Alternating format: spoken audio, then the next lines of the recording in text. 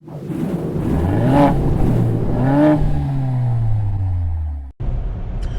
to the driver's seat and our first drive of the Cadillac XT4 crossover. When you look at a brand like BMW, they have 7 crossovers slash SUVs from X1 all the way to X7.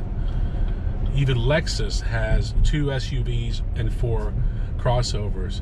But for Cadillac, they have the Escalade and the XT5, and that's it right now. So they're a little behind the times.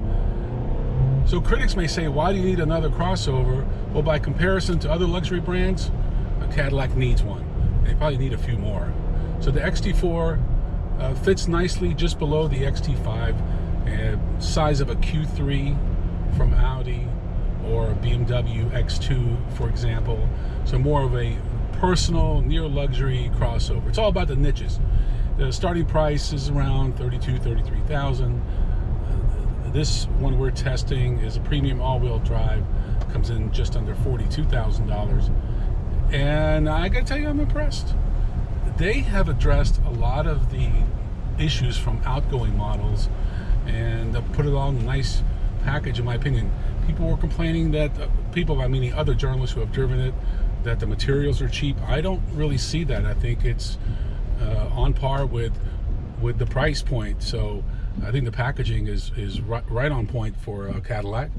I like what they've done. The infotainment system, you know, they went through years of Q, is very responsive, and I've really been enjoying driving this car. The head-up display is extremely vivid, very colorful and programmable, and everything about this car. It's a 2-liter turbocharged 4-cylinder engine, which pretty much is what all the competitors are offering. This has a 9-speed automatic, and it's okay. It's not the greatest transmission in the world. Of course, we would prefer a dual clutch, but that's just not going to happen. It's a nice transmission, and I really like the controls. When you look at these buttons, just the way they're very intuitive, up, down, and high quality material. This isn't metal, but it's this new thing they call this plastic metallic plating, and they've done a great job. Everything is in a nice condensed format. Even though a lot of car companies like Volvo are shying away from buttons, I am a fan of buttons. When things go wrong, at least the button's still going to work. You just never know about these touch screens. The steering wheel is nice and compact, very sporty. This is a nice vehicle. I was pleasantly surprised, and maybe it's because I read and heard so many negative things about the XT4. I'm finding very little to complain about. You have a power liftgate. You have plenty of room. Again, based on the price point, it's a very premium feeling vehicle. Steering wheel feels good. Even the controls are, you could just tell by touching them that they have a nice feel to them.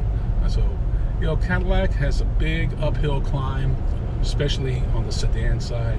Their future is clearly in crossovers, and this is a good step forward. Don't be surprised if in fact, they've already announced an XT6, but pretty soon you'll have, I think, at least 5 or 6 crossovers.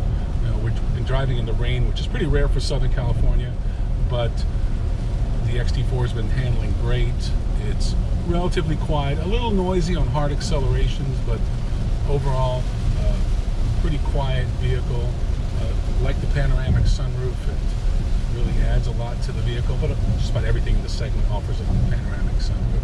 But overall, the packaging, and because Cadillac is a struggling brand right now in the luxury segment, my thought is that you can negotiate pretty hard with them, and why not? So if you're in the market for something this size, you don't need a bigger crossover for most of your drives, and you can get away with it, go for it. You have vehicles like the Lexus NX, Infiniti QX30, just to name a few, but I really like what they've done with this vehicle, and I think you can negotiate a damn good price. I'm Doron. Thanks for watching. See you next time on The Driver's Seat.